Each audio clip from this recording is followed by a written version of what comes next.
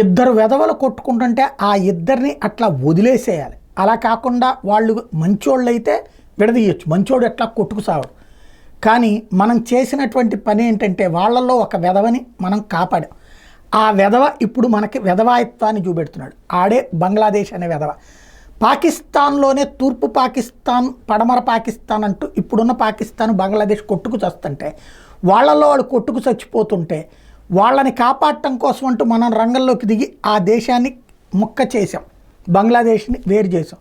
కానీ దరిద్రం ఏంటంటే అసలు భారతదేశం నుండి మొక్కలు కావాలని కోరుకున్నటువంటి ముస్లిం లీగ్కి సంబంధించినటువంటి ప్రధాన హెడ్ క్వార్టరే బంగ్లాదేశ్. అంటే భారతదేశం మీద అపారమైనటువంటి ద్వేషం ఉన్నటువంటి వర్గం ఉన్నటువంటి ప్రాంతమే బంగ్లాదేశ్లో ఢాకా.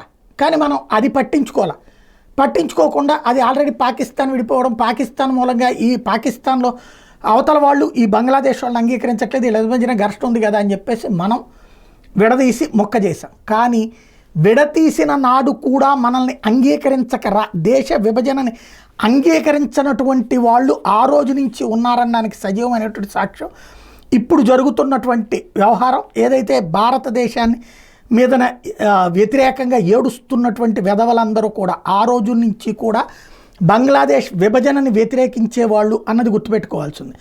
ఇప్పుడు ఓవరాల్గా చూసుకుంటుంటే కనబడుతున్నటువంటి అంశం ఏంటంటే, ఏదైతే ముస్లిం లీగ్ ఢాకాలో 1906లో పుట్టుకొస్తే ఆ ముస్లిం లీగ్ బ్యాచ్నే ఇప్పుడు ఆ పార్టీని నడిపిస్తోంది బంగ్లాదేశ్లో.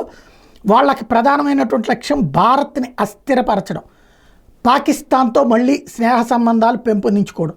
పాకిస్తాన్ ఎంత దరిద్రంగా, పాకిస్తాన్తో పోల్చుకుంటే బంగ్లాదేశ్ వెల్ సెటిల్గా ఉంది. కానీ మత మూర్ఖత్వం ముందు ఆ పాకిస్తాన్తో కలిసి సాగాలన్నటువంటి పిచ్చ పెరిగింది తప్పించి భారత్తో వాస్తవంగా భారతదేశం మీదనే డిపెండ్ అయ్యి బతికి చస్తుంది బంగ్లాదేశ్. ప్రతి ఒక్కడు ఇక్కడే బతికి చస్తుంటాడు. కానీ ఈ మూర్ఖుల సముదాయం చేతిలో ఆ దేశం వెళ్ళిపోయింది.